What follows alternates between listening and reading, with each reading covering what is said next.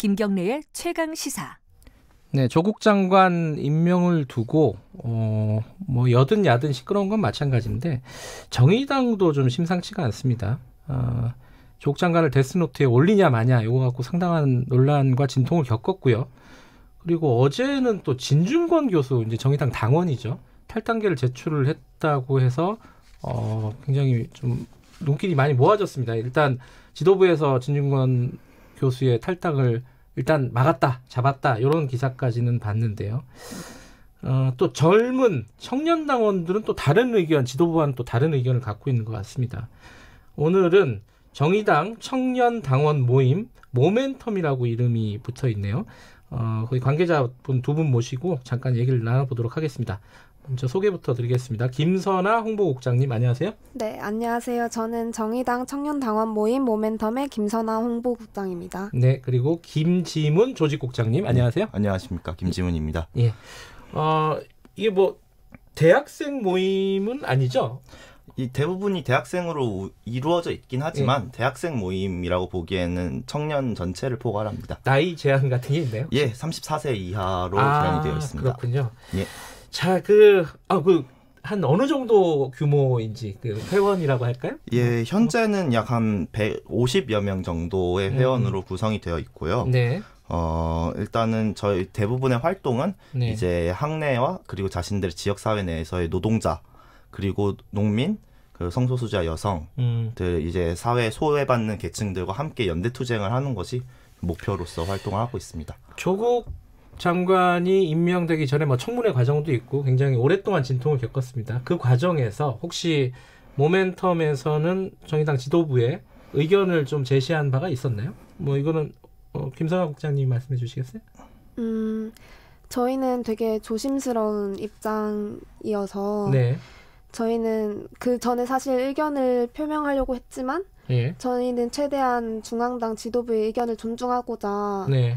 그래서 의견을 직접 제시하지는 않았습니다. 아, 그래요? 네. 저희가 그러니까 중앙당이 예. 그 의견을 제시하기 이전에 네. 조국을 반대하는 입장을 게시했었고, 네. 사실 조국을 반대하는 입장, 찬성하는 입장이 중앙당에 공식으로 나온 이후로는 네.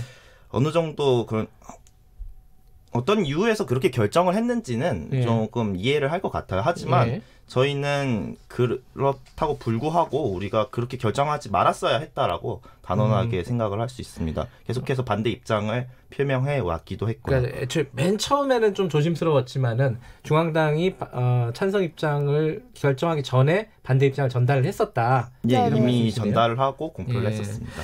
그러면 조국 장관 임명을 왜 반대했는지, 지금도 뭐 반대하고 계실 텐데 그 이유를 좀 들어볼까요? 누가 말씀해 주시겠어요? 이거는 나눠서 그러면 그러니까 먼저 분야가 살짝 다른 부분이 있어서. 그럼 김선아 국장님 먼저 좀 말씀해 주세요.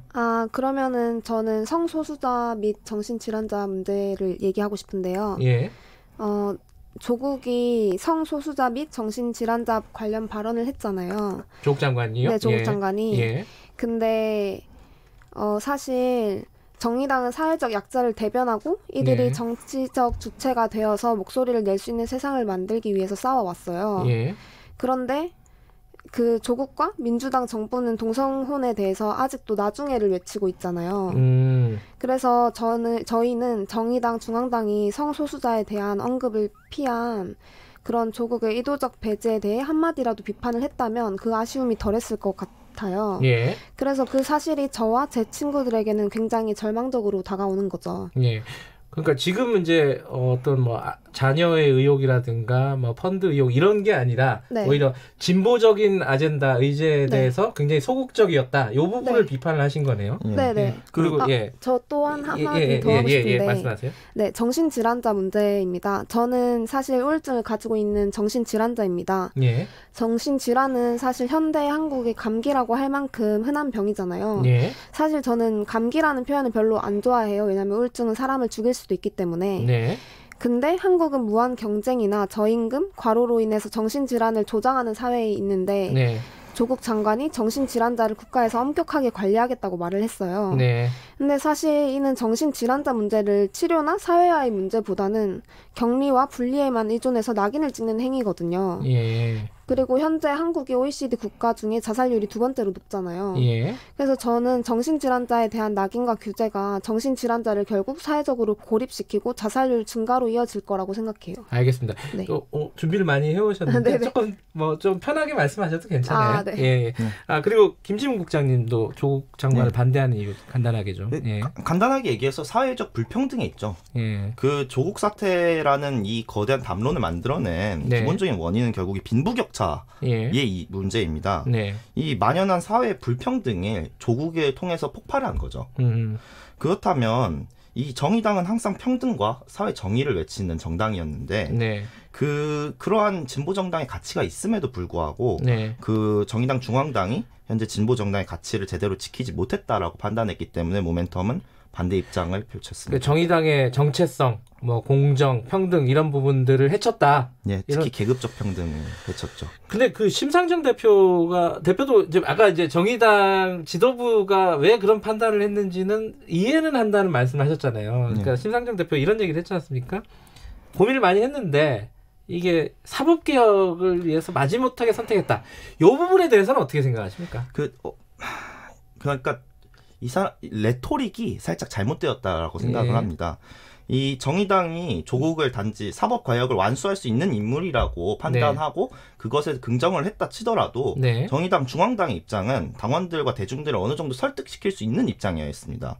하다못해서 조국 임명과 사법개혁의 취지는 인정하나 조국 사태의 본질이라고 여겨지는 계급 불평등의 문제와 그 개혁적으로 여겨졌던 조국과 민주당이 특권층과 다르지 않게 자유한국당이 저질러오던 지금까지의 특권과 편법과 다르지 않게 모습을 보임으로써 청년 세대와 부모 세대에 있어서 모두 상처를 주었다는 것을 인정하고 그 불법이 아니라 편법으로라고 자신이 이제 조국 후보가 지금 장관이죠. 장관이 얘기를 했었죠. 그렇다면 그것은 사실 자신에 대한 사과가 아니거든요.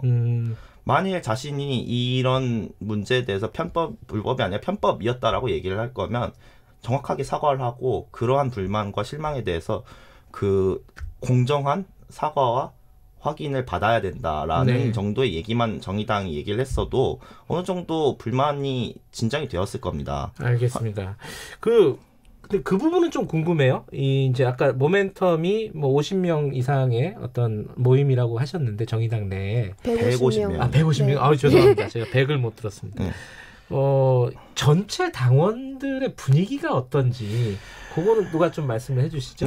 그러니까 이거에 사실 전체 당원을 통한 이제 공식 여론조사나 그 분위기를 여쭤보는 거예요. 구체적인 수치라기보다는 당 게시판이라든가 당에서 이제 나오는 얘기들 이렇게 보면은 그 리얼미터에서 조사했을 때 정의당의 그 지지자들의 약 50% 살짝 넘어가는 수준이 조국 찬성을 했다라고 얘기를 하는데요.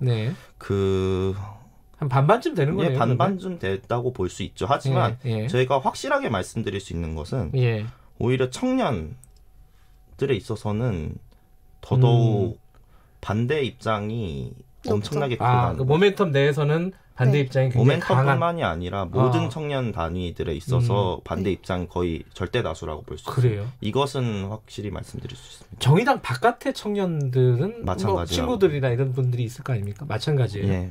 되게 정치에 관심을 별로 그렇게 두지 않는 친구들조차 조국 장관 임명에 대해서 엄청 반대를 하고 분노를 하고 있더라고요. 그 반대와 분노가 아까 김지문 국장님이 말씀하신 그런 부분인가요? 어떤 이유에서 보통 친구들이나 주변에 계신 분들이 조국을 반대하던가요? 저는 현재 취준생인데요. 그러세요? 그래서 저는 청년들이 느끼는 박탈감에 대해서 얘기하고 싶어요. 왜냐하면 저는 한국외대 1, 2학번이고 현재 취준생이고 저는 사실 과 수석으로 졸업을 했어요. 그런데 갑자기 자기 자랑을 자기 PR을 합니다. 근데 취업이 힘들어서 졸업을 2년이나 유예를 했어요. 과 수석으로 졸업을 했음에도. 과 수석도 시험이 잘 안 되는군요. 그리고 또 좋은 기업에 가고 싶어서. 그래서 저희는 조국 딸 문제가 명백하게 기득권의 권력과 정보를 이용한 행위다. 그래서 청년들은 진짜 이 땅에 정의가 과연 살아있는 것인가에 대해서 회의감을 느끼고 있어요. 그래서 계층과 학력, 지역에 상관없이 더 많이 가졌다는 이유로 정치적, 계급적 지위가 세습된다고 하는 게 되게 공분하고 있는 거죠. 그 어제 그 진중권 교수가 탈당한다 그래갖고 막 이렇게 시끄러웠습니다. 이제 기사도 많이 나고 네. 정의당 지도부에서 잡았대요. 그렇죠. 요 과정을 어떻게 보셨어요, 그 국장님은? 저는 그 당이 진중권 교수님이 일단 설정해 놓은 어떤 임계치를 이 사태로 벗어났다고 생각을 해요. 그 진중권 교수가 버틸 수 있는 어떤 수준을 넘어서 버렸다, 당의 결정이. 그분이 이제 입장이 이제 제가 찬반을 하는 것과는 다르게 그분의 입장은 항상 이제 기성정당들 눈치를 보지 않는 입장이었거든요. 그런데 그리고 계급의 되물림과 탈법적 축제를 항상 막으려고 했었죠. 네네. 그런데 민주노동당 때부터 지금까지 진보정당들이 그렇게나 막으려고 했던 이 가치들을 더 이상 타협해서는 안 되는 이 부분들을 이제 타협을 하려고 하니 이제 정의당 지도부에 실망을 했을 것이다라고 어느 정도 생각을 해봅니다.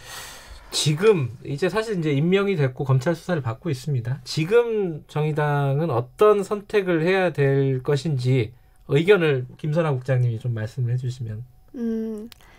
지금 사실 되게 분열이 많이 일어나는 걸로 아는데 왜냐면 사실 저도 진짜 이 정도는 탈당을 해야 할 정도가 아닌가까지 본인도 그렇게 고민을 하셨어요? 네, 한 적이 있어요. 물론 저는 정의당을 사랑하기 때문에 남아있지만 사랑하니까 얘기하는 거죠? 네, 그죠? 사랑하니까 얘기할 수 있는 거죠. 그래서 저는 지금 분열되지 말고 사람들이 다 그래도 하나로 좀 다들 인내하고 기다려줬으면 좋겠어요. 알겠습니다. 이게 뭐 시간이 길지는 않았지만 어쨌든 정의당의 청년들이 그리고 뭐 정의당을 넘어서서 청년들이 어떤 생각을 갖고 계신지 들어볼 수 있는 기회였던 것 같습니다. 짧은 시간이었지만 두 분 감사합니다. 네, 감사합니다. 정의당 내 청년 당원 모임 모멘텀의 김선아 홍보국장 그리고 김지문 조직국장님이었습니다.